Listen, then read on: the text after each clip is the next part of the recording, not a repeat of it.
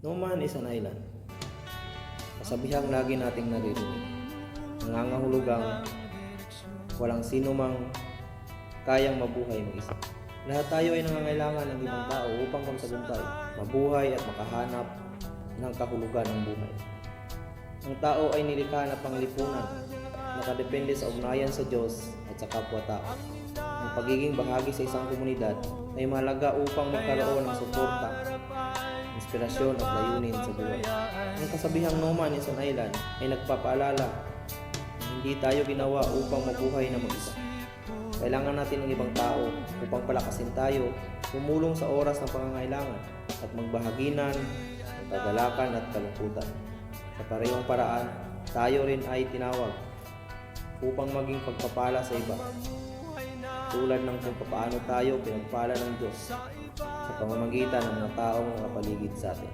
Bilang mananampalataya, ito ay tumutukoy din sa espiritual na komunidad.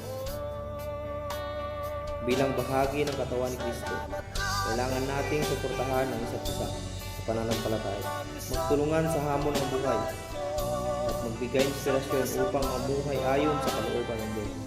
Ang buhay ay nagiging mas makabuluhan kapag naunawaan natin hindi tayo nag-isa. May Diyos tayong kasama.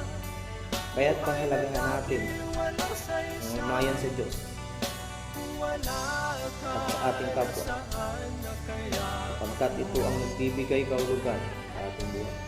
Ang sabi ng mga ngaral, 4:9 ang Windows, ang dalawa ay mabuti kaysa isa, mas marami ang bunga kung anumang gagawin nila. Kapag nabuwal ang isa, ay tatayo siya ng isa. Kawawa ang nag-iisa sapagkat walang tutulong sa kanya kapag siya ay nabuwal. Kung malamig ang panahon, maaari silang magtabi sa higaan upang parehong mainit. Ngunit saan siya kukuha ng init kung nag-iisa siya? Kung ang nag-iisa ay maaaring magtagumpay laban sa isa, lalo na ang dalawa. Ang lubid na may tatlong silipit na higla ay hindi agad malalagot. Ang talatang ito ay nagpapaalala na mas mainam ang may kasama sa buhay. Ang suporta, lakas, pagmamahal ng kapwa ay mahalaga sa pagharap ng mga pagsubok tulad ng lubid na tatlong silipit.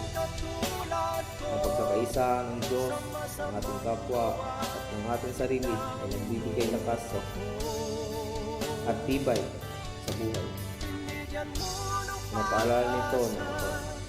Pinapaalala nito ang pagtutulungan at pagkakaisa ay napakahalaga upang magtagumpay.